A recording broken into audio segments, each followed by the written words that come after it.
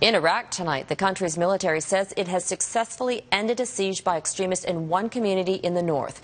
Members of ISIS had surrounded the town, cutting off food, water, and humanitarian supplies to thousands of residents.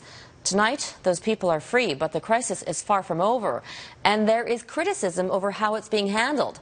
As Jennifer Johnson reports, the critics have a target on the Obama administration.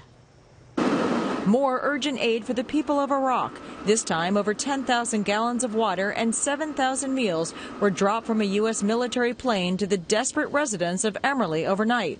The airdrop followed several U.S. airstrikes on ISIS targets in the area, and after Iraqi security forces and Shiite militiamen battled the terrorists and regained control of the town.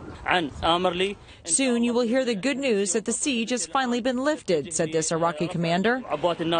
Instead of fleeing, the 15,000 Shiite Turksmen in this farming community stayed and fortified their town. But after almost 2 months, food and water had all but run out.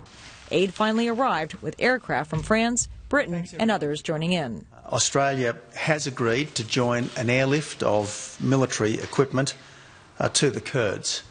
We've agreed to join this airlift at the request of the Obama administration. In Washington, President Obama is now getting slammed by critics from his own party for not doing enough to battle the ruthless terrorist group. I've learned one thing about this president, and that is he's very cautious. Maybe in this instance, too cautious.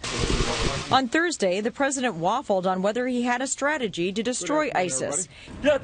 His critics say he better have a plan before the terrorists strike overseas. We can't wait forever, and the longer we do wait, the stronger ISIS becomes, more people are massacred, and more America and Britain become at risk.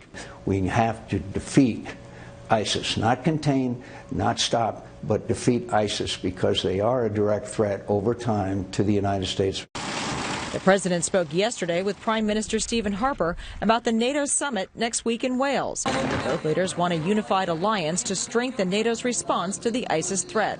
Harper has also pledged military equipment to the Iraqi forces.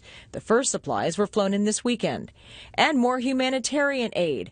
Over $16 million has already been contributed by Canada to help the over 1 million people who have been displaced by the militants. Jennifer Johnson, Global News, Washington.